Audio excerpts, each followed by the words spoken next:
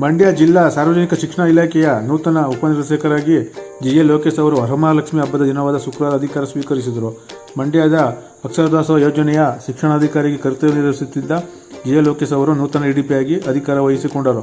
ಈ ಹಿಂದಿನ ಉಪನಿರ್ದೇಶಕ ಶಿವರಾಮೇಗೌಡ ಅವರು ಸೇವೆಯಿಂದ ನಿವೃತ್ತಿಗೊಂಡ ಹಿನ್ನೆಲೆಯಲ್ಲಿ ಮಂಡ್ಯದ ಉಪನಿರ್ದೇಶಕರಾಗಿ ಪ್ರಭಾರ ಅಧಿಕಾರ ವಹಿಸಿಕೊಂಡಿದ್ದ ಬಿ. ಚಂದ್ರಶೇಖರ್ ಅವರು ನೂತನ ಉಪನಿರ್ದೇಶಕ ಜಿ.ಎ. ಲೋಕೇಶ್ ಅವರಿಗೆ ಹೂಗುಚ್ಛ ನೀಡುವ ಮೂಲಕ ಶುಕ್ರವಾರ ಅಧಿಕಾರ ಹಸ್ತಾಂತರ ಮಾಡಿದರು.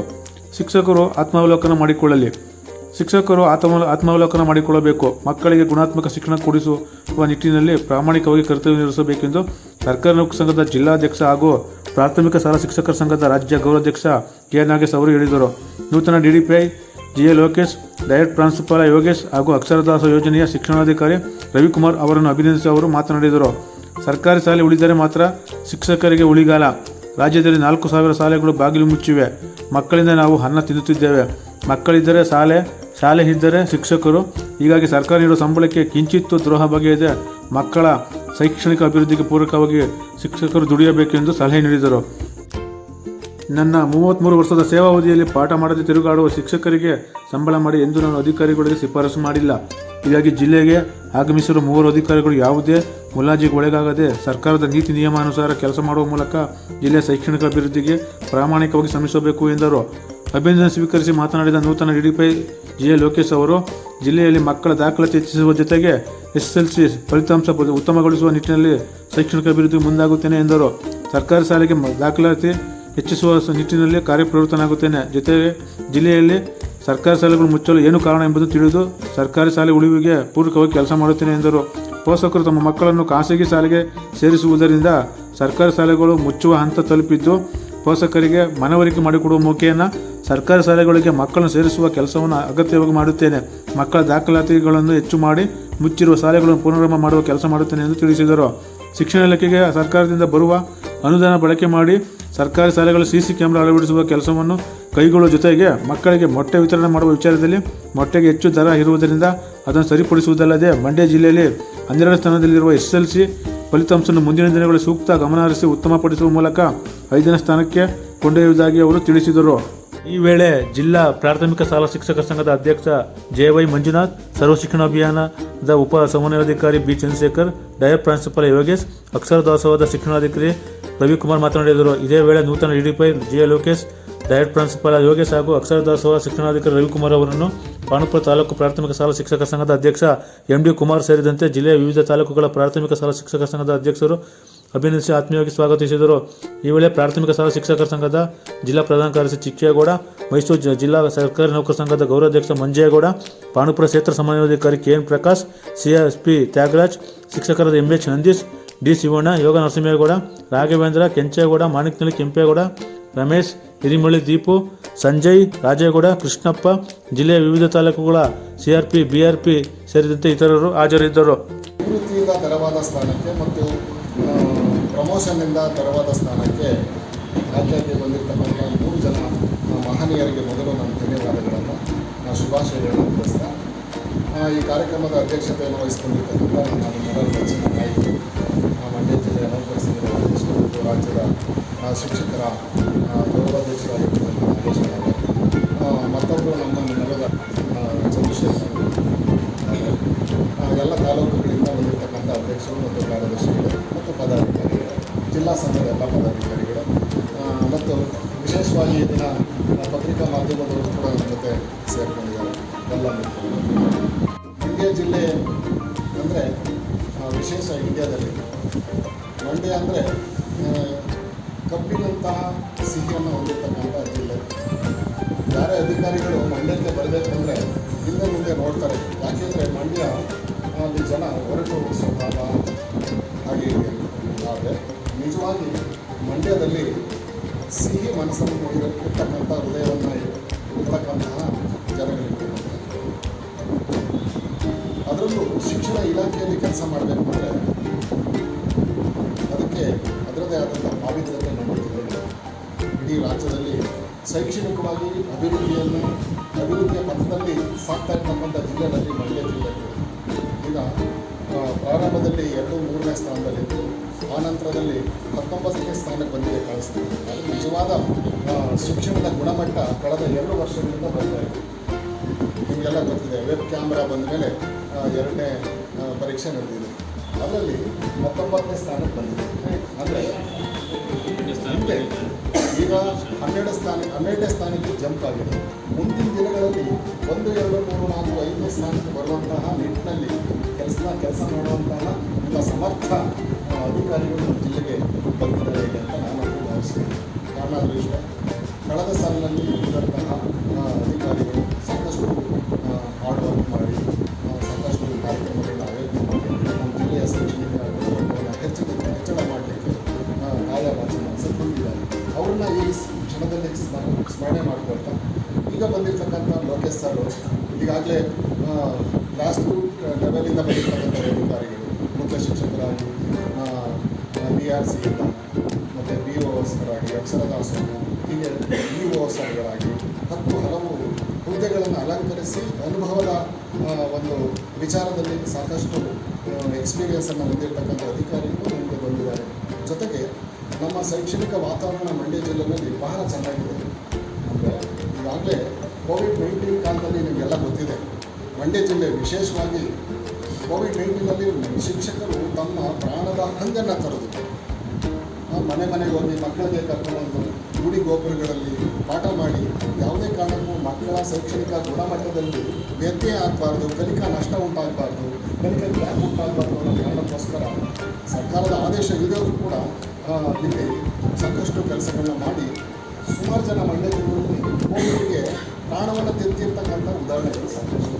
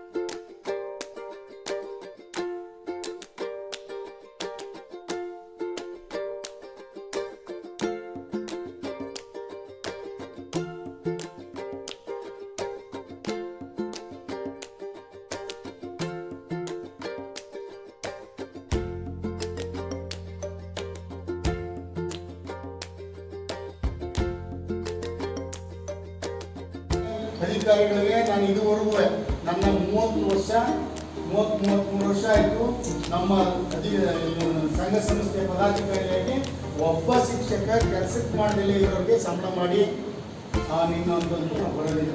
ಆಮೇಲೆ ತರಗತಿ ಓದಿದ್ರು ನಾವು ಸುಮ್ಮನೆ ಬಿಡೋದಿಲ್ಲ. ನನ್ನ ಪಕ್ಕ ರಮೇಶ ಇದ್ರು ಎಲ್ಲಪ್ಪ ಇಲ್ಲೇ ಇದೆಯಾ ಅಂತೀನಿ. ಅವನು ಏನಾದ್ರು ಅವ್ನು ಮಧ್ಯಾಹ್ನ 3 ಗಂಟೆಗೆ ಬಂದಿದ್ರೆ ಆ ಕಡೆ ಹಂಗೆ ಹೊಡೋದು ಮನೆಯೊಳಗೆ ಒಂದು ಹೇಳಿಕೆ ಹೇಳ್ಬೋದು, ಹಿಂಗೆ ಹೇಳೋಕ್ಕಾಗಿಲ್ಲ. ಅಲ್ಲಲ್ಲ, ನಾವು ಅದನ್ನು ಬೆಳೆಸ್ಕೊಂಡು ಯಾಕೆ ಬೆಳೆಸ್ಕೊಂಡು ಬಂದಿದ್ದೀವಿ ಅಂದರೆ ನಾವು ತಿಂತಾ ಇರ್ತಕ್ಕಂಥ ಅನ್ನ ಮಕ್ಕಳ ಇವತ್ತು ಮಕ್ಕಳಿಗೆ ಶಾಲೆ, ಇವತ್ತು ಸರ್ಕಾರಿ ಶಾಲೆಗಳ ಗುಣಮಟ್ಟ ಏನಾಗ್ತಾ ಇದೆ? ಸರ್ಕಾರಿ ಶಾಲೆಗಳೆಲ್ಲ ಇವತ್ತು 4,000 ಶಾಲೆಗಳನ್ನ ಇವತ್ತು ಇಡೀ ರಾಜ್ಯದಲ್ಲಿ ಮುಚ್ಚಿದ್ದೀವಿ. 4,000 ಶಾಲೆಗಳು, 4,000 ಒಬ್ಬೊಬ್ಬರು ಅಂದ್ರೆ 4,000 ಜನ, 2,000 ಶಾಲೆ ಮುಚ್ಚಿದ್ವಿ. 4,000 HOD ಶಿಕ್ಷಕರು LPS HOD ಆಗೋದು.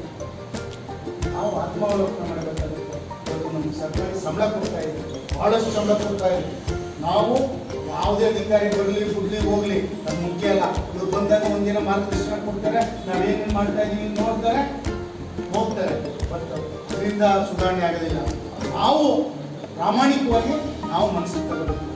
ನನ್ನ ಶಾಲೆಗೆ ಬರ್ತಕ್ಕಂಥ ಮಕ್ಕಳು ಆ ಮಕ್ಕಳ ಗುಣಮಟ್ಟದ ಶಿಕ್ಷಣವನ್ನು ಹೇಗೆ ಕೊಡಬೇಕು, ಆ ಮಗು ಕಲಿಕೆ ಇದ್ರೆ ಹೇಗೆ ಕೊಡಬೇಕು ಅಂತಕ್ಕಂಥ ತೀರ್ಮಾನ ಮಾಡ್ತಕ್ಕಂಥ ಜವಾಬ್ದಾರಿ ನಮ್ಮ ಶಿಕ್ಷಕರಿಗೆ ಇರ್ತದೆ. ಆ ಕೆಲಸವನ್ನು ನಾವು ಮಾಡಬೇಕಾಗುತ್ತೆ. ಯಾಕೆಂದರೆ ಇವತ್ತು ಸರ್ಕಾರಿ ಶಾಲೆಗಳು ಉಳಿದ್ರೆ ನಾವು ಉಳಿತೀವಿ, ಮಕ್ಕಳು ಬಂದರೆ ನಾವು ಉಳಿತೀವಿ. ನಾವಿದ್ರೆ ಇಲಾಖೆ ಇರುತ್ತೆ, ಮಕ್ಕಳಿದ್ರೆ ಎಲ್ಲ ಈ ಸರ್ವಸ್ವ. ಅದಕ್ಕಾಗಿ ರಶ್ಮಿ ಮೇಡಮ್ನವರು ಅನೇಕ ಕಠಿಣ ತೀರ್ಮಾನಗಳನ್ನ ತಗೊಳ್ತಾ ಇದ್ದಾರೆ. ಅನೇಕ ತೀರ್ಮಾನಗಳನ್ನ ಡ್ಯೂಟಿ ಅವರ್ಸಲ್ಲಿ ಯಾರು ಈಚೆ ಬರಬಾರ್ದು. ಇವತ್ತು ನಿಮಗೆ ಯಾರು ನಾವು ಕರಿತೀರಲ್ಲ, ಇವತ್ತು ಆ ಲೋಕಲ್ ಇರೋದ್ರಿಂದ ಇವತ್ತು ನಾವು ಕಳೆದಿರೋದು. ಯಾವುದೇ ಕಾರಣದಿಂದ ಶಿಕ್ಷಕರು ತಮ್ಮ ಜವಾಬ್ದಾರಿಗಳನ್ನ ಹೊಣೆಗಾರಿಕೆಗಳನ್ನ ಮಾಡ್ತಕ್ಕಂಥದ್ದು ಮೊದಲು ನಾವು ನನ್ನ ಆದಿಯಾಗಿ ತಂದುಕೊಂಡ್ರೆ ಆ ಶಾಲೆಗಳು ಉಳಿತವೆ, ಶಾಲೆಗಳು ಬೆಳೆದ್ರೆ, ಮಕ್ಕಳು ಬಂದರೆ ನಾವು ಉಳಿತೀವಿ, ಇಲಾಖೆ ಉಳಿತಿಲ್ಲ, ಇಲಾಖೆಗೆ ಒಳ್ಳೆಯ ಹೆಸರು ಬರ್ತದೆ, ಅಧಿಕಾರಿಗಳಿಗೆ ಒಳ್ಳೆಯ ಹೆಸರು ಬರ್ತದೆ. ಹಾಗೆ ಎದೆ ಕಟ್ಟಿ ನಾನು ಹೇಳ್ಬೋದು, ಶಿವರಾಮೇಗೌಡರು ಪರೀಕ್ಷೆ ವಿಧಾನಗಳನ್ನ ನಿಮ್ಗೆ ಮೊನ್ನೆ ಗೊತ್ತಾಯ್ತು. ಕಳೆದ ವರ್ಷ ಹೆಂಗೆ ಪರೀಕ್ಷೆ ನಡೀತು, SLC ಪರೀಕ್ಷೆ ಅಂತ ಡವ ಅಂತಿದ್ರು. ನಾನು ನಿರೂಪಕರು ಆಫೀಸಲ್ಲಿ ಯಾಕೆ ಸರ್ ನಿಮ್ಮ ನನ್ನ ಅನಿಸಿಕೆ ನಿಮ್ಮದು ಕೊನೆ ಪಕ್ಷ 22ನೇ ಸ್ಥಾನಕ್ಕೆ ಬರಬೇಕು ಸರ್. ನಾನು ಹೇಳಿದಷ್ಟು ತಮಾಷೆಯಾಗಿ ಮಾತಾಡಿದೆ. ಅಯ್ಯೋ ಅನ್ಬೋದು ನಮ್ಮ ಪ್ರಾಣ ತೆಗೆದುಬಿಡ್ತಾರೆ ಭಗವಂತ ನೋಡಿ. ಯಾವತ್ತೂ ಒಳ್ಳೆ ವ್ಯಕ್ತಿತ್ವ. ಶಿವರಾಮೇಗೌಡರಿಗೆ ಯಾವ ಕೆಟ್ಟ ವ್ಯಕ್ತಿ ಏನಲ್ಲ. ಶಿವರಾಮೇಗೌಡ ಅರ್ಜೆಂಟಾಗಿ ಕೆಲಸ ಮಾಡ್ತೀನಿ, ಸ್ವಲ್ಪ ಸೋಸಿ ಕೆಲಸ ಮಾಡ್ತೀನಿ. ನಾನು ಮಾನ್ಯ ಲೋಕೇಶ್ ಸಾಹೇಬ್ರಿಗೆ ಅವ್ರಿಗೆ ಅನುಭವ ಇದೆ. ಅವರು BO ಮಾಡಿದ್ದಾರೆ, ಎಲ್ಲ ಹೊಡೆದನ್ನೇ ನೋಡ್ಕೊಂಡ್ಬಂದಿರ್ತಕ್ಕಂಥ ಅನುಭವ ಇದೆ. ನಾನು ಹೇಳ್ತೀನಿ, ಕ್ಲರ್ಕು, ಸೂಪರ್ಡೆಂಟು, ಮ್ಯಾನೇಜರು, GA ಮಾಡಾದ್ಮೇಲೆ ನೋಡೋದೇನಾಗತ್ತೆ. ಈ ಅಧಿಕಾರಿಗಳು ಬರ್ತಾರೆ, ಅಧಿಕಾರಿಗಳು ಹೋಗ್ತಾರೆ. ನಾವು ಶಾಶ್ವತ ಇಲ್ಲಿಂದ ಅಲ್ಲಿರ್ತೀವಿ, ಅಲ್ಲಿಂದ ಇಲ್ಲಿರ್ತೀವಿ, ಇಲ್ಲಿಂದ ಅಲ್ಲಿ ಶಿಕ್ಷಕರು. ಅಧಿಕಾರಿಗಳು ಅನುಷ್ಠಾನ ಮಾಡಿದಂಥ ಎಲ್ಲ ಯೋಜನೆಗಳನ್ನು ಜಾರಿಗೆ ತರ್ತಕ್ಕಂಥ ವರ್ಗ ಯಾವ್ದಾರ ಇದ್ದರೆ ಅದು ನೌಕರ ವರ್ಗ, ನಮ್ಮ ಇಲಾಖೆ ಶಿಕ್ಷಕರು. ಹಾಗಾಗಿ ಇವತ್ತು ಏನಾರ ಪ್ರಾಥಮಿಕ ಶಾಲೆಯ ಶಿಕ್ಷಕದ ಗುಣಮಟ್ಟ ಹೆಚ್ಚಿರೋದ್ರಿಂದ ನಾವು ಹೈಸ್ಕೂಲ್ ಗುಣಮಟ್ಟ ಹೆಚ್ಚಿರೋದಕ್ಕೆ ಸಾಧ್ಯ ಆಗಿದೆ. ಮಂಜಣ್ಣ ಹೇಳಿದ್ರು, ಹೌದು, ನನಗೆ ಮೊನ್ನೆ ಹೇಳಿದ್ರು, ನಾನು ಯೋಗೀಶ್ವರ್ ಬಗ್ಗೆ ನಮ್ಮ ಮಿನಿಸ್ಟರ್ ಉಸ್ತುವಾರಿ ಸಚಿವರನ್ನ ನಾನು ಈ ಸಂದರ್ಭದಲ್ಲಿ ಜ್ಞಾಪಿಸ್ಕೋಬೇಕಾಗಿದೆ. ಅವರ ಕಾಳಜಿ ನನ್ನ ಇವ್ರು ಹೇಳಿದ್ರು. ಮಿನಿಸ್ಟ್ರನ್ನ ಭೇಟಿ ಮಾಡೋಕ್ಕೆ ಹೋದಾಗ, ನೋಡಿ, ಯಾರ ಮುಲಾಜಿಗೂ ನೀವು ಕೆಲಸ ಮಾಡಬೇಕು, ಪ್ರಾಮಾಣಿಕವಾಗಿ ನನ್ನ ಜಿಲ್ಲೆಯ ಶೈಕ್ಷಣಿಕ ಅಭಿವೃದ್ಧಿ ಆಗಬೇಕು, ಆ ನಿಟ್ಟಿನಲ್ಲಿ ನೀವು ಏನೆಲ್ಲ ಕ್ರಮ ಕೈಗೊಳ್ಳಿ, ಒಳ್ಳೆಯ ಕ್ರಮವನ್ನು ಕೈಗೊಂಡು. ಹಾಗೆ ನಮ್ಮ ಇವ್ರನ್ನೂ ಕೂಡ ನಮ್ಮ ಯೋಗೇಶ್ವರು ಏನೇನಾಗೇಶ್ ಭಾಳ ನಾಗಮನ ತಾಲೂಕಿನಲ್ಲಿ ಸ್ವಾಮೀಜಿ ಮತ್ತು ಜನಗಳು, ಶಿಕ್ಷಕರು ಎಲ್ಲರೂ ಭಾಳ ಮೆಚ್ಚುಗೆ ವ್ಯಕ್ತಪಡಿಸ್ತಾರೆ. ಏನೇ ಪರವಾಗಿಲ್ಲ ಅಂದರು. ನಾವು ನನ್ನವರ ಆಳ ಉದ್ದ ನನಗೆ ಗೊತ್ತಿಲ್ಲ, ನಮ್ಮ ಮಂಜಣ್ಣ ಗೊತ್ತಿರೋದ್ರಿಂದ ಆಯ್ತು ಸರ್, ತಾವು ಹೆಂಗೆ ಅಂದಮೇಲೆ ಮಿನಿಸ್ಟ್ರಿ ಹೆಂಗೆ ಅಂದಮೇಲೆ ಇನ್ನೇನು ಸರ್ ಶೈಕ್ಷಣಿಕ ನಡೀತಾರೆ ಬಿಡಿ ಸರ್, ಒಳ್ಳೆ ಜೋಡಿ ಆಗುತ್ತೆ ಅಂತಕ್ಕಂಥ ಮಾತನ್ನು ಹೇಳಿ ಅವರು ಭಾಳ ಪ್ರೀತಿಯಿಂದ ಹೇಳಿ ಬಂದಿದ್ದಾರೆ. ಅಕಾಡೆಮಿಕಲ್ಲಿ ಒಳ್ಳೆಯ ವ್ಯಕ್ತಿತ್ವನೂ ಇದೆ. ಅವರು ವ್ಯಕ್ತಿತ್ವ ಅಂದರೆ ಈಗ ನಾವು ನಡೆಯೋದು ಇಲ್ಲಿ ತರ್ಕ, ವಿವಾದಗಳು, ಚರ್ಚೆಗಳು ಇವೆಲ್ಲ ಬರ್ತವೆ. ಸಾಮಾನ್ಯ ವಿಷಯಾಧಾರಿತವಾಗಿ ಬರ್ತವೆ. ಏನೋ ಬೆಳಿಗ್ಗೆ ಹೋಗಿ ಟೈಮ್ ಬಾಂಡ್ ಮಾಡಬೇಕು ಅಂದರೆ ಮಾಡಲೇಬೇಕು ಅಂತ ಕಾನೂನಾತ್ಮಕ ಹೋದರೆ ಮಾಡಲೇಬೇಕು ಅಂತ ಹಿಡಿತೀನಿ. ಅವ್ರು ಮಾಡೋಕ್ಕಾಗಲೇ ಟೈಮ್ ತಗೋತೀವಿ ಅಂದಾಗ ನಮ್ಮ ವಿವಾದಗಳು, ತರ್ಕಗಳು, ಚರ್ಚೆಗಳು ಇವೆಲ್ಲ ನಡೀತಾ ಇರ್ತವೆ. ಅಂದರೆ ಅವತ್ತು ನಾವೇನು ಮುಚ್ಕೊಂಡಿದ್ದೀವಿ ಅಂತಲ್ಲ, ಬೆಳಿಗ್ಗೆ ಹೊಸಾಡಾಗ್ತೀವಿ, ಇನ್ನೊಂದು ವಿಚಾರ ಕೊಡ್ತೀವಿ. ನಾನಾಗಲಿ ಮಂಜಣ್ಣ ಹಾಗೆ ಅಧಿಕಾರಿಗಳು ಒಳ್ಳೊಳ್ಳೆ ಕೆಲಸಗಳನ್ನು ಮಾಡಿದಾಗ ಅವ್ರ ಬಗ್ಗೆ ಹೇಳ್ಬೇಕಾಗುತ್ತೆ. ನಿಜವಾಗ್ಲೂ ನಮ್ಮ ಡೈರೆಕ್ಟ್ನ ನಮ್ಮ ಶ್ರೀಮಾದಪ್ಪನಲ್ಲಿ ಜ್ಞಾಪಿಸ್ಕೊಳ್ಬೇಕು.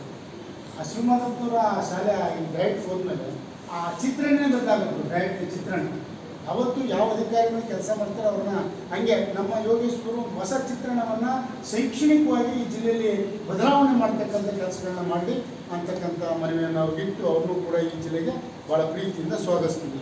ಹಾಗೆ ನಮ್ಮ ರವಿಕುಮಾರ್ ಅವರು ನಮ್ಮ ಪಕ್ಕದ ಇಲ್ಲೇ ಪಾಂಡವಪುರದಲ್ಲೇ ಕೆಲಸವನ್ನು ಮಾಡ್ತೀವಿ. ಮಾಡಬೇಕಾದ್ರೆ ನಡೆಯೋ ಕಾಲ ಎಡುತ್ತವೆ ಅಂದರೆ ಎಡುವಾಗ ಕೆಲವು ತಪ್ಪುಗಳು ಸರಿ ಇದ್ದವೋ ಅವರ ಆಡಳಿತಾತ್ಮಕ ಯಾವುದೇ ಅಧಿಕಾರಿಗಳು ಕಾನೂನನ್ನ ಬಿಟ್ಟು ಯಾರು ಮಾಡೋಕ್ಕಾಗೋದಿಲ್ಲ. ಮಾನವೀಯತೆಯಿಂದ ಕೆಲವು ಕೆಲಸಗಳನ್ನ ಮಾಡ್ಬೋದು ಅವರ ಅಧಿಕಾರವನ್ನು ಉಪಯೋಗಿಸಿ. ಕಾನೂನು ಬಿಟ್ಟು ಮಾಡಿ ಅಂದಾಗ ಅವ್ರು ಮಾಡೋಕ್ಕಾಗೋದಿಲ್ಲ. ನಮ್ಮ ಪಕ್ಕದ ತಾಲೂಕಿನಲ್ಲೇ ಕೆಲಸ ಮಾಡ್ತೀವಿ. ನಮ್ಮ ಅಧ್ಯಕ್ಷರಾದಂಥ ಕುಮಾರ್ ಅವರ ನೇತೃತ್ವದಲ್ಲಿ ಅವರು ಕರ್ಕೊಂಬಂದು ಭಾಳ ಪ್ರೀತಿಯಿಂದ ಕರ್ಕೊಂಬಂದು ಕಳಿಸ್ಕೊಟ್ರು.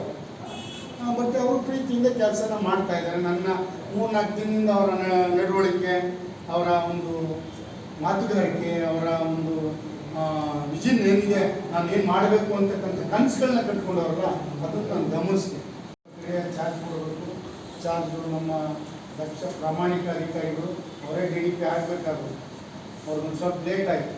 ಹಾಗಾಗಿ ನನ್ನ ನೆಚ್ಚಿನ ಅಧಿಕಾರಿಗಳಾದಂಥ ಚಂದ್ರಶೇಖರ್ ಸಾಹೇಬ್ರೆ ಹಾಗೂ ಇವೆಲ್ಲ ಕಾರ್ಯಕ್ರಮ ಆಯೋಜನೆ ಮಾಡ್ತಕ್ಕಂಥವ್ರು ಹೆಡ್ ಕ್ವಾರ್ಟರ್ಗೆ ನಮ್ಮ ಚಿಕ್ಕೇಗೌಡರು ಪ್ರಧಾನ ಕಾರ್ಯದರ್ಶಿಗಳು ಮತ್ತು ಹೆಡ್ ಕ್ವಾರ್ಟರ್ಗೆ ಇವರೆಲ್ಲ ಭಾಳಷ್ಟು ಕೆಲಸವನ್ನು ಮಾಡ್ತಾರೆ. ಹಾಗೆ ಚಿಕ್ಕೇಗೌಡ್ರೆ ಮತ್ತು ನಮ್ಮ ರವಿಯವರೇ, ದಾಸೇಗೌಡ್ರೆ, ನಮ್ಮ ದೇವರಾಜ್ ಅವರೇ, ಕುಮಾರ್ ಅವರೇ, ನಮ್ಮ ಮಂಜೇಗೌಡ್ರೆ, ನಂದೀಶ್ ಅವರೇ, ನಮ್ಮ ಲಿಂಗರಾಜ್ ಅವರೇ, ನಾಗರಾಜ್ ಅವರೇ, ನಾಗೇಶ್ ಅವರೇ, ನಮ್ಮ ಚಿದಾರಪ್ಪ ಹಾಗೂ ಎಲ್ಲ ನಮ್ಮೆಲ್ಲ ಪದಾಧಿಕಾರಿಗಳು, ನಮ್ಮ ಕುಮಾರ್ ಅವರೇ, ಎಲ್ಲ ಗೌರವಾನ್ವಿತ ಎಲ್ಲ ತಾಲೂಕು ಶ್ರೀಧರ್ ಅವರೇ, ಉಮೇಶ್ ಅವರೇ, ಹಾಗೆಲ್ಲ ತಾಲೂಕಿಂದ ಆಗಮಿಸಿರ್ತಕ್ಕಂಥ ಎಲ್ಲ ಪದಾಧಿಕಾರಿ, ಅನೇಕ ಹುದ್ದೆಗಳಲ್ಲಿ ಕೆಲಸ ಮಾಡಿ ಅನುಭವವನ್ನು ಹೊಂದಿರತಕ್ಕಂಥ ನೆಚ್ಚಿನ ಉಪನಿರ್ದೇಶಕರಾದಂಥ ಲೋಕೇಶ್ ಸಾಹೇಬ್ರ, ಇವತ್ತಿನ ಕಾರ್ಯಕ್ರಮದಲ್ಲಿ ಆಯೋಜನೆ ಮಾಡಿ ಸಂಘಟನೆಯನ್ನು ಚುರುಕುಗೊಳಿಸ್ತಾ ಇರ್ತಕ್ಕಂಥ, ಯಾವತ್ತೂ ಶಿಕ್ಷಕರ ಪರವಾಗಿ ಹೋರಾಟ ಮಾಡ್ತಾ ಇರ್ತಕ್ಕಂಥ, ಯಾವತ್ತೂ ಶಿಕ್ಷಕರು ತರಗತಿಯಲ್ಲಿ ಕೆಲಸ ಮಾಡಬೇಕು ಅಂತಕ್ಕಂಥ ಮನೋಭಾವನೆಯನ್ನು ಇಟ್ಕೊಂಡಿರ್ತಕ್ಕಂಥ ಜಿಲ್ಲಾಧ್ಯಕ್ಷರು ಹಾಗೂ ಮಿತ್ರರಾದಂಥ ಸನ್ಮಾನ್ಯ ಶ್ರೀ ಮಂಜಣ್ಣವರೇ, ಶೈಕ್ಷಣಿಕವಾಗಿ ಮಂಡ್ಯ ಜಿಲ್ಲೆಯ ಪ್ರೀತಿಯಿಂದ ಇಟ್ಕೊಂಡು ಆಗಮಿಸಿರ್ತಕ್ಕಂಥ ಡೈರೆಕ್ಟರ್ ಪ್ರಾನ್ಸಿಪಾಲರ್ ಆದಂಥ ಯೋಗೇಶ್ ಸಾಹೇಬ್ರೆ, ಮತ್ತೊಬ್ಬರು ನಮ್ಮ ಶಿಕ್ಷಕರಲ್ಲಿ ಭಾಳಷ್ಟು ಸಮಸ್ಯೆ ಇರ್ತಕ್ಕಂಥದ್ದು ಅಕ್ಷರ ದಾಸೋಹ.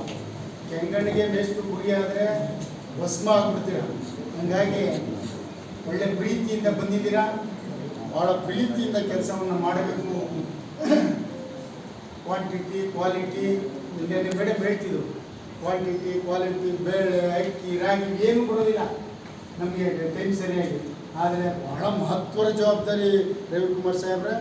ಅಕ್ಷರ ದಾಸೋಹ ಅದರ ನಿರ್ವಹಣೆ ಭಾಳಷ್ಟು ಕಷ್ಟ ಇದೆ.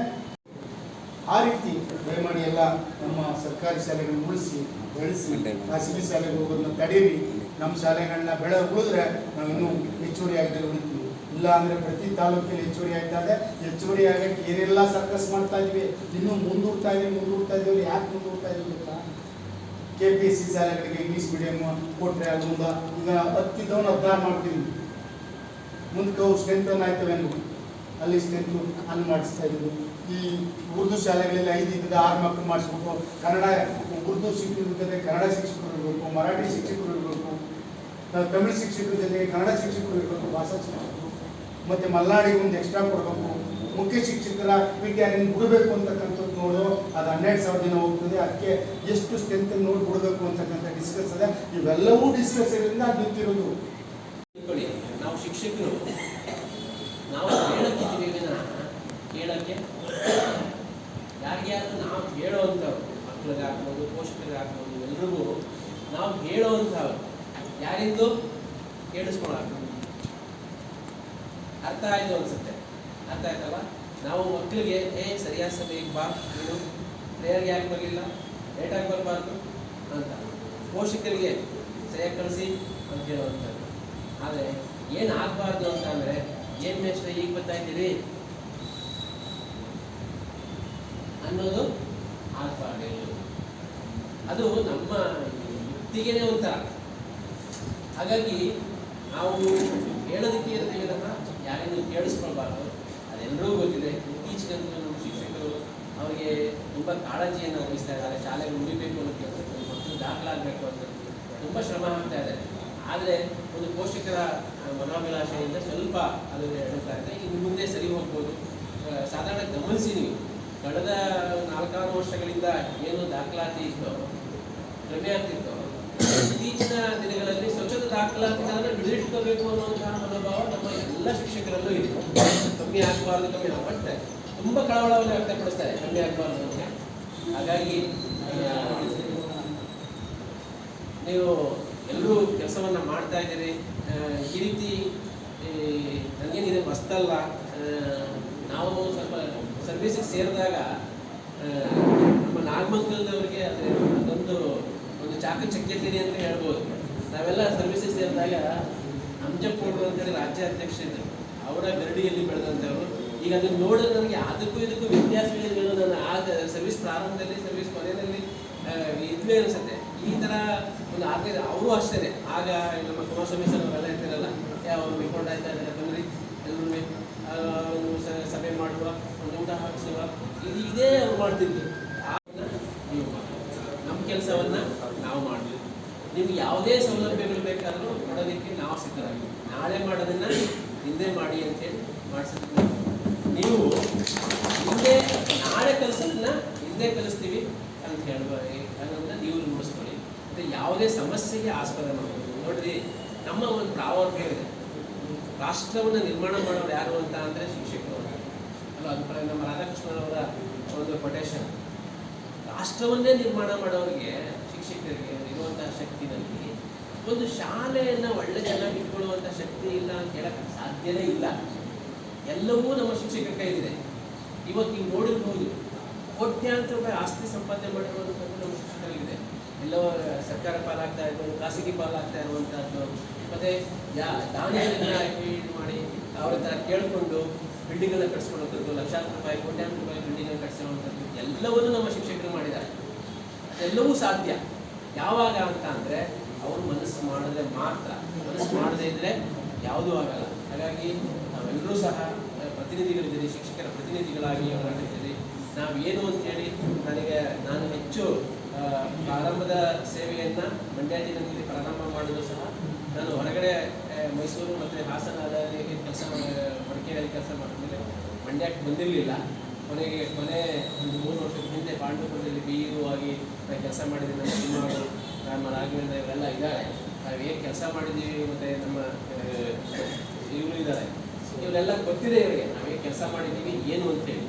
ಯಾವುದನ್ನೂ ಸಹ ನನ್ನ ದೃಷ್ಟಿಯಲ್ಲಿ ಕೊರತೆ ಮಾಡಲಿಲ್ಲ ಅಂತ ಅಂದ್ಕೊಂಡಿದ್ದೀನಿ. ಯಾವುದೇ ಬರಬೇಕಾದದನ್ನು ಯಾವ ಶಿಕ್ಷಕರು ಕೊರತೆ ಮಾಡಿಲ್ಲ. ಬೇಕಾದ್ರೆ ಅವರು ಈ ಸಭೆಯಲ್ಲೇ ಹೇಳ್ಬೋದು ಇಂಥದ್ದು ಮಾಡಿದ್ದೀರಿ ಅಂತೇಳಿ. ಬಟ್ ನಮ್ಮ ಕೈಲಿ ಆಗಲ್ವಾ ಅಂತ ಅಸಹಾಯವನ್ನು ಸಹ ನನಗೆ ಅನಿಸಿದೆ.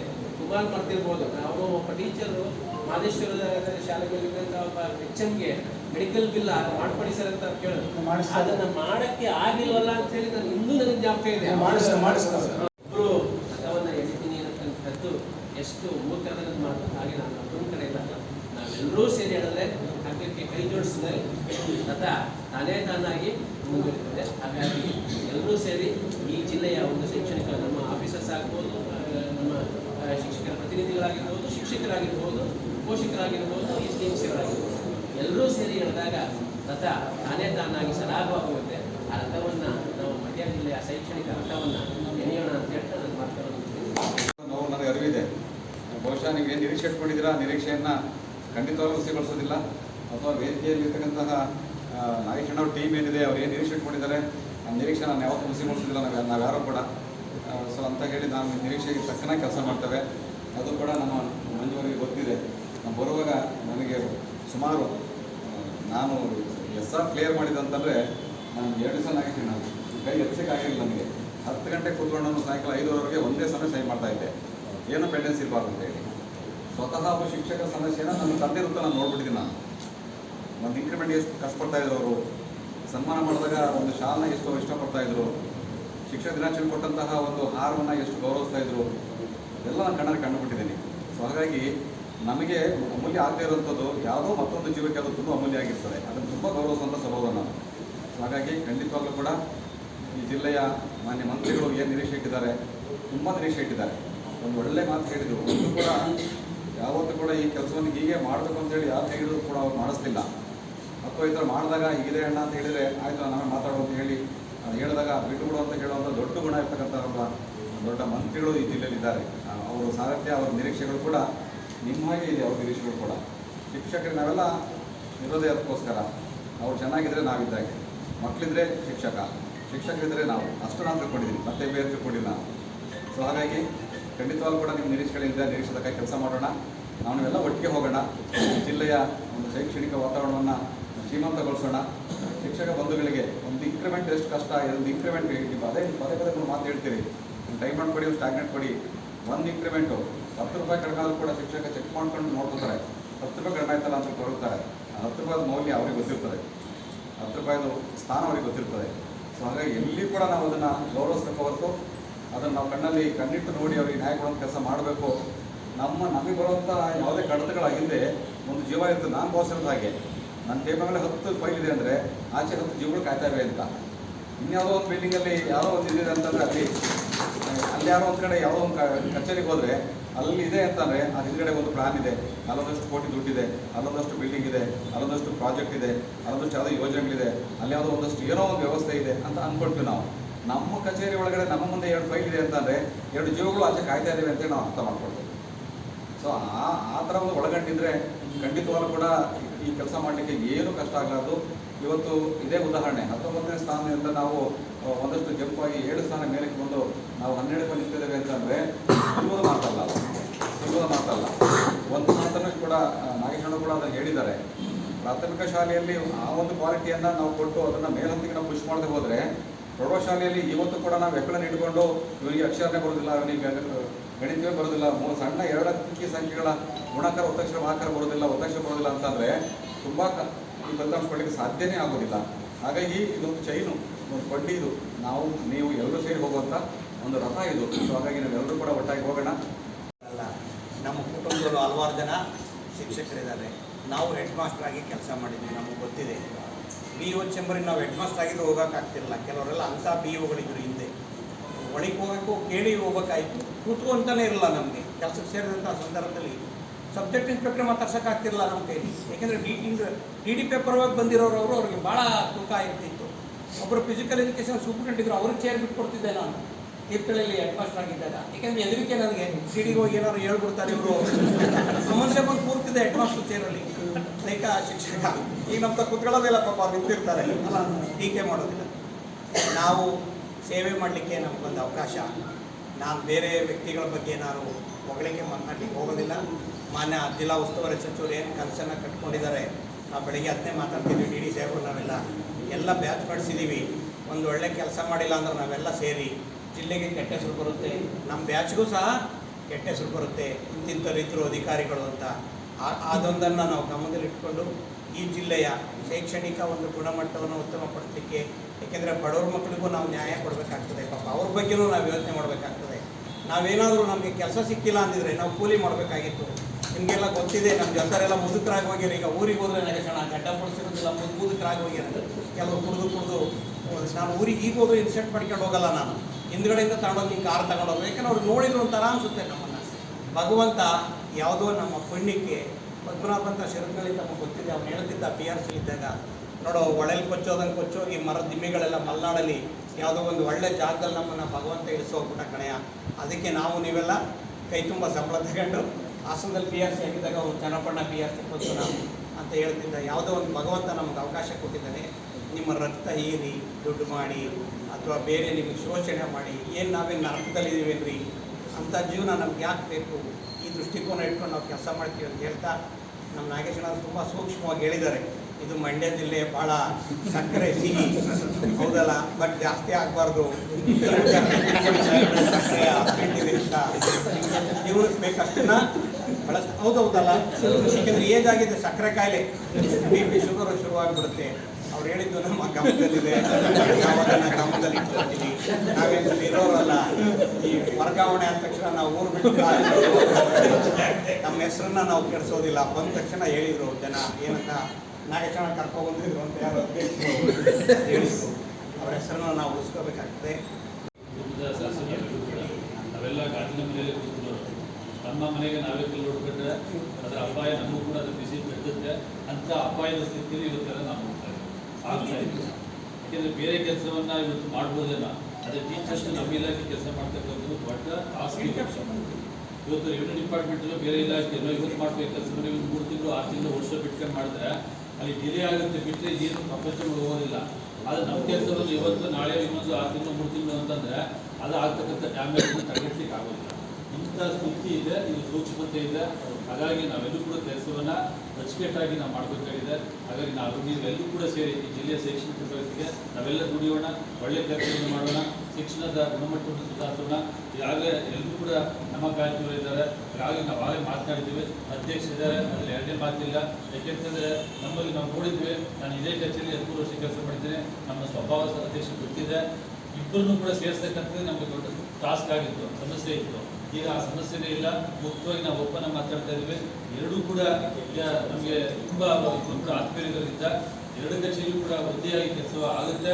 ಈ ಶೈಕ್ಷಣಿಕ ಸುಧಾರಣೆ ನಾವು ಖಂಡಿತ ಮಾಡ್ತೀವಿ. ಜಿಲ್ಲೆಯ ಮಂತ್ರಿ ಕೂಡ ಮನೆ ಉಸ್ತುವಾರಿ ಸಚಿವರು ಕೂಡ ಸಾಹೇಬರು ಕೂಡ ಅವತ್ತು ಹೇಳಿದ್ದಾರೆ, ಈ ಜಿಲ್ಲೆಯ ಶೈಕ್ಷಣಿಕ ಪ್ರಗತಿಯಲ್ಲಿ ಅನ್ನೋದೆಲ್ಲ ಅದು ಒಂದೇ 1, 2, 3 ಈ ಸ್ಥಾನದಲ್ಲಿ ಬರಬೇಕು, 1 ವರ್ಷದಲ್ಲೇ 5 ತರಬೇಕು ಅಂತಕ್ಕಂಥ ಸೂಚನೆಯನ್ನು ಕೂಡ ಸಾಹೇಬರು ಅವತ್ತು ಉಪಮಿಟಿಯಲ್ಲಿ ಕೆಡಿಪಿ ಮೀಟಿಂಗಲ್ಲಿ ಸೂಚನೆ ಕೊಟ್ಟಿದ್ದಾರೆ. ಅವರ ಸೂಚನೆಯಂತೆ ನಾವು ಪಾತ್ರೋಣ, ಅವ್ರ ಗೌರವವನ್ನು ತರೋಣ, ಆ ನಿಟ್ಟಿನಲ್ಲಿ ನಾವೆಲ್ಲ ಕೆಲಸವನ್ನು ಮಾಡೋಣ ಅಂತಕ್ಕಂಥದ್ದನ್ನು ಹೇಳ್ತಾ, ಇಬ್ಬರು ಅಧಿಕಾರಿಗಳು ಇವತ್ತು ನಮ್ಮ ಬ್ಯಾಂಕ್ನವರೇ ಉಪನಿರ್ದೇಶಕರು ಆಡಳಿತವಾಗಿ ಮತ್ತು ಅಭಿವೃದ್ಧಿಯಾಗಿ ಇಬ್ಬರು ರಿಪೋರ್ಟ್ ಮಾಡಿದ್ದಾರೆ. ಹಾಗೆ ಮಿತ್ರರತ್ನ ಶ್ರೀ ರವಿಕುಮಾರ್ ಅವರು ಶಿಕ್ಷಣಾಧಿಕಾರಿ ಅಕ್ಷರದಾಸದ ಕೆಲಸವನ್ನು ಇವತ್ತು ರಿಪೋರ್ಟ್ ಮಾಡಿಕೊಂಡಿದ್ದಾರೆ. 3 ಜನಕ್ಕೂ ಕೂಡ ನಾವು ಶುಭಾಶಯವನ್ನು ಕೊಡ್ತೀವಿ. ನಾವೆಲ್ಲರೂ ಕೂಡ ಸೇರಿ ನಮ್ಮ ಎಲ್ಲರ ಸಂಘಟನೆಯ ಒಂದು ಸಹಕಾರದೊಂದಿಗೆ ಉತ್ತಮ ಕೆಲಸವನ್ನು ನಾವೆಲ್ಲ ಮಾಡೋಣ ಅಂತ. ಇನ್ನೊಂದು ವಾರದಲ್ಲಿ ಅವರು ಡಿ ಆಯ್ತು. ಈಗ ಏನಾರು ಆಗ್ಬಿಟ್ಟಿದ್ರೆ ಇಲ್ಲಿ ಇಬ್ಬರೆಲ್ಲ ಒಬ್ರು ಕಳ್ಸ್ಕೊಳ್ಳೋರು. ಅವಕಾಶ ಇದೆ, ನಿಮ್ಮ ಜೊತೆ ನಾವು ಕೂಡ ಕೆಲಸವನ್ನು ಮಾಡಲಿಕ್ಕೆ ಅವಕಾಶವನ್ನು ಕೊಡಿ ಮತ್ತು ಎಲ್ಲರ ಸಹಕಾರದಿಂದ ಕೆಲಸವನ್ನು ನಾವೆಲ್ಲ ಮಾಡೋಣ ಅಂತಕ್ಕಂಥದ್ದನ್ನು ನಮ್ಮ ಗಮನಕ್ಕೆ ತಂದ ಎಲ್ಲರೂ ಕೂಡ ಶುಭಾಶಯವನ್ನು ಕೊಟ್ಟು ಮಾತನಾಡ್ತಿದ್ದೇವೆ. ಮೊದಲನೇ ಉದ್ದೇಶ ಅಂತಂದರೆ ನಾವು SSLC ಫಲಿತಾಂಶವನ್ನು ಉತ್ತಮಪಡಿಸೋದು ಮಾಡ್ತೀವಿ. ಈ ವರ್ಷ ಏನು 12ನೇ ಸ್ಥಾನಕ್ಕೆ ಬಂದಿದೆ ಅದನ್ನು ಉತ್ತಮಪಡಿಸಿ ನಾವು ಒಂದು 5ರ ಒಳಗಡೆ ತರಬೇಕು ಅನ್ನೋದು ನಮ್ಮ ಮೂಲ ಉದ್ದೇಶ ಆಗಿದೆ. ಮತ್ತು ಜಿಲ್ಲೆಯಲ್ಲಿ ಒಂದು ಶೈಕ್ಷಣಿಕವಾದಂತಹ ಸ್ಟ್ರೆಂಥನ್ ಮಾಡಬೇಕು ಶಾಲೆಗಳನ್ನು ಅನ್ನೋಂಥದ್ದು, ಮತ್ತು ಇರುವಂಥ ಸಮಸ್ಯೆಗಳನ್ನ ಬಗೆಹರಿಸಿ ಒಂದು ಅಭಿವೃದ್ಧಿಯತ್ತ ಶೈಕ್ಷಣಿಕವಾಗಿ ಜಿಲ್ಲೆ ಅಭಿವೃದ್ಧಿಯತ್ತ ಹೋಗಬೇಕು ಅನ್ನೋಂಥದ್ದು ನಮ್ಮ ಮೂಲ ಉದ್ದೇಶ. ಇದು ನಾವು ಇಟ್ಕೊಂಡಿದ್ದೀವಿ. ಸೊ ಸಾಕಷ್ಟು ಶಾಲೆಗಳು ಮುಚ್ಚೋಗ್ತಾ ಇವೆ. ಶಾಲೆಗಳು ಸಾಧಾರಣವಾಗಿ ಮುಚ್ತಾ ಇವೆ. ಶಾಲೆಗಳು ಮುಚ್ಚಿದಂತೆ ನಾವು ಏನು ಕ್ರಮ ವಹಿಸಬೇಕು, ಮುಂದಿನ ವರ್ಷ ಒಂದು 2-3 ವರ್ಷದಲ್ಲಿ ಎಷ್ಟು ಮಕ್ಕಳು ನಮಗೆ ಸಿಗ್ತಾರೆ ಅವರನ್ನು ಈಗಲಿಂದನೇ ನಾವು ಮನವೊಲಿಸಿ ಅವ್ರ ಪೇರೆಂಟ್ಸ್ನೆಲ್ಲ ಸ್ವಲ್ಪ ಶಿಕ್ಷಕರಿಗೆ ತಿಳಿ ಹೇಳಿ ಅವ್ರನ್ನ ಪೇರೆಂಟ್ಸನ್ನು ಮನವೊಲಿಸಿ ನಮ್ಮ ಶಾಲೆಗೆ ದಾಖಲಾಗುವಂತೆ ದಾಖಲಾತಿಯನ್ನು ಹೆಚ್ಚು ಮಾಡಿ ಸಾಧ್ಯವಾದಷ್ಟು ಮುಚ್ಚಿರುವಂತಹ ಶಾಲೆಗಳನ್ನು ಸಾಧ್ಯವಾದರೆ ಪುನರಾರಂಭಿಸೋ ಬಗ್ಗೆ ಯೋಚನೆಯನ್ನು ಮಾಡ್ತಾಯಿದ್ದೀವಿ. ಸರ್, ಕೆಲವು ಶಾಲೆಗಳಲ್ಲಿ CC ಕ್ಯಾಮ್ರಾಗಳು ಅಳವಡಿಸ್ತಾ ಇರೋ ಕಾರಣ ಕಂಪ್ಯೂಟರ್ಗಳು ಕಳ್ತನಗಳಾಗಿದೆ. ಕೆಲವು ಈಗ ಉಸ್ತುವಾರಿ ಸಚಿವರು ಊರುಗಳಲ್ಲೇ ಆಗಿದೆ. ಕದ್ಬಳ್ಳಿಲಿ ಮೊನ್ನೆಲ್ಲ ಜಪ್ಪಿಗೆ ಮನವಿ ಕೊಟ್ಟಿದ್ದಾರೆ ಕೆಲವು ಊರಿನಿಂದ. ಈಗ ನಮಗೆ ಅನುದಾನದ ಕೊರತೆ ಇದೆ. ಎಲ್ಲೆಲ್ಲಿ ಅನುದಾನ ಇದೆ ಅಲ್ಲಿ ಕಡ್ಡಾಯವಾಗಿ CCTV ಅಳವಡಿಸಬೇಕು ಅಂತೇಳಿ ನಾವು ಶಾಲೆಗಳಿಗೆ ಸೂಚನೆ ಕೊಡ್ತೀವಿ. ಸರ್, ಕೆಲವೊಂದು ಸರ್ಕಾರಿ ಶಾಲೆಗಳಲ್ಲಿ ಬಿಸಿ ಊಟದೊಂದು ಸಮಸ್ಯೆ ಇದೆ. ಬಿಸಿ ಊಟದ್ದು ಸಮಸ್ಯೆ ಇಲ್ಲ, ಬಟ್ ಏನು ಅಂತಾರೆ ಮೊಟ್ಟೆ ಕೊಡುವಾಗ ಒಂದಷ್ಟು ಬೆಲೆ ಏರಿಕೆಯಾಗಿದೆ ಅಂತಂದರೆ ಅದು ಸರ್ಕಾರದ ಹಂತದಲ್ಲಿ ಕ್ರಮ ವಹಿಸಲಾಗ್ತದೆ. ಸರ್ಕಾರ ಏನು ತೀರ್ಮಾನ ಕೈಗೊಳ್ಳುತ್ತೆ ಅದಂತ. ಏನು ಯೋಜನೆಗಳಿದೆ ಸರ್ ಮುಂದಿನ? ನಮ್ಮ ಯೋಜನೆಗಳು ಅಂತ ಅಂದರೆ ಈಗಾಗಲೇ ಹೇಳಿ ನಮ್ಮ ದಾಖಲಾತಿಯನ್ನು ಹೆಚ್ಚು ಮಾಡಬೇಕು ಮೊದಲನೇದಾಗಿ, ಮತ್ತು ಮುಚ್ಚುತ್ತಾ ಇರುವಂಥ ಶಾಲೆಗಳನ್ನು ನಾವು ಪುನರಾರಂಭಿಸಬೇಕು, ಮತ್ತು ಶಾಲೆ ಮುಚ್ಚುವಂಥದ್ದನ್ನು ತಡೆ ಹಿಡಿಬೇಕು. ಪ್ರತಿ ವರ್ಷ 25-30 ಶಾಲೆಗಳು ಮುಚ್ತಾ ಇದೆ, ಅದನ್ನು ಮುಚ್ಚದಂತೆ ತಡೆ ಹಿಡಿಬೇಕು ಅನ್ನೋಂಥದ್ದು, ಮತ್ತು ಶಾಲೆಗಳಲ್ಲಿ ಉತ್ತಮ ಫಲಿತಾಂಶಗಳನ್ನು ನೋಡ್ಕೋಬೇಕು ಅನ್ನೋಂಥದ್ದು. ಇಷ್ಟು ದಾಖಲಾತಿ ಕಡಿಮೆ ಕಾರಣ ಏನು ಸರ್? ದಾಖಲಾತಿ ಕಡಿಮೆ ಆಗಲಿಕ್ಕೆ ನಮ್ಮಲ್ಲಿ ಮೊದಲನೇದಾಗಿ ಒಂದು ಪೋಷಕರ ಒಂದು ಮನಸ್ಸು, ಅವ್ರಿಗೆ ಖಾಸಗಿ ಶಾಲೆಗಳ ಮೇಲೆ ಒಂದು ಆಸಕ್ತಿ ಹೆಚ್ಚಿರೋದು ಅಷ್ಟೇ ಬಿಟ್ಟರೆ ನಮ್ಮ ಶಾಲೆಗಳಲ್ಲೂ ಸಹ ಉತ್ತಮವಾದಂಥ ಶಿಕ್ಷಕರಿದ್ದಾರೆ. ಮತ್ತು ಸರ್ಕಾರ ಸಾಕಷ್ಟು ಸೌಲಭ್ಯಗಳನ್ನು ಕೊಡ್ತಾ ಇದೆ. ಅದನ್ನು ಉಪಯೋಗಿಸ್ಕೊಂಡ್ರೆ ನಮ್ಮ ಶಾಲೆಗಳು ಸಹ ಇಷ್ಟೊಂದು ಬಲವರ್ಧನೆ ಕೊಡ್ತಾರೆ. Thank you. Thank you.